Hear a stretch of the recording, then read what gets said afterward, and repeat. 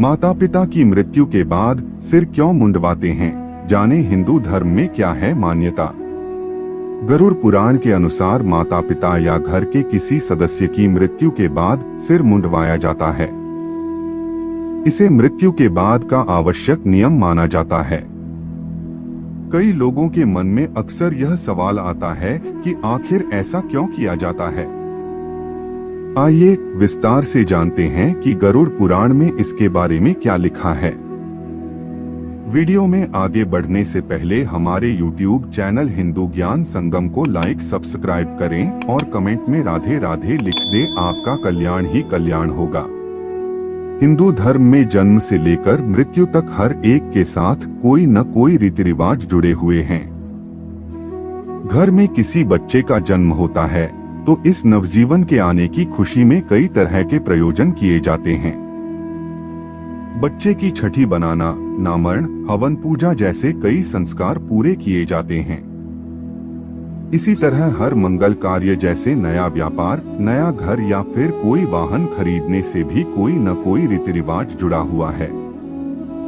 बात करें जीवन के बाद मृत्यु की, तो मृत्यु के बाद मनुष्य इस संसार को त्याग कर चला जाता है, लेकिन उसके घर परिवार के लोग उसकी मुक्ति के लिए आवश्यक कई संस्कारों को पूरा करते हैं, जिससे कि इस संसार को छोड़ चुके उनके परिजन की आत्मा तृप्त हो सके।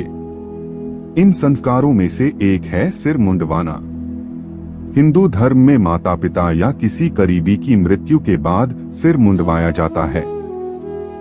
आइए जानते हैं हिंदू धर्म में इसका क्या है महत्व। गरुड़ पुराण के अनुसार मृत्यु के बाद लगता है पातक।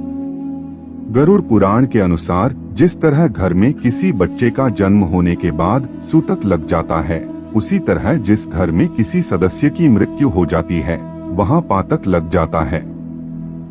पातक लगने के बाद मृत व्यक्ति के परिजनों को 13 दिनों तक पातक के नियमों का पालन करना पड़ता है। इस दौरान कई कार्यों को वर्जित माना जाता है, जैसे मंगल कार्यों, नई चीजें खरीदना, नए कपड़े पहनना, रसोई में खाना पकाने आदि चीजें वर्जित मानी जाती हैं। इन्हीं नियमों में मुंडन भी शामिल होता है। बालों को भौतिक संसार से संपर्क और मोह से जोड़कर देखा जाता है। माता पिता या फिर किसी अपने की मृत्यु के बाद उनके प्रति शोक या दुख को प्रकट करने के लिए सिर मुंडवाया जाता है, जिससे कि व्यक्ति का ध्यान कुछ दिनों के लिए सांसारिक मोह से हट सके। सिर मुंडवाकर मृतक के प्रति श्रद्धा और शोक को व्यक्त किया जाता है। गरुड़ पुराण के अनुसार सिर मुंडवाने के बाद पातक समाप्त हो जाता है। आत्मा से संपर्क तोड़ने का माध्यम है मुंडन। माना जाता है कि बाल नकारात्मक ऊर्जा को भी आकर्षित करते हैं। इसका अर्थ यह है कि जब तक मृत व्यक्ति का अंतिम संस्कार और 13वीं नहीं हो जाती, वह फिर से अपने परिजनों के साथ संपर्क बनाने की कोशिश करती है। इस कारण से आत्मा का जीवन से हर तरह का संपर्क तोड़ने के लिए किसी के मरने के बाद मुंडन कराया जाता है। स्वच्छता का भी रखा जाता है ध्यान।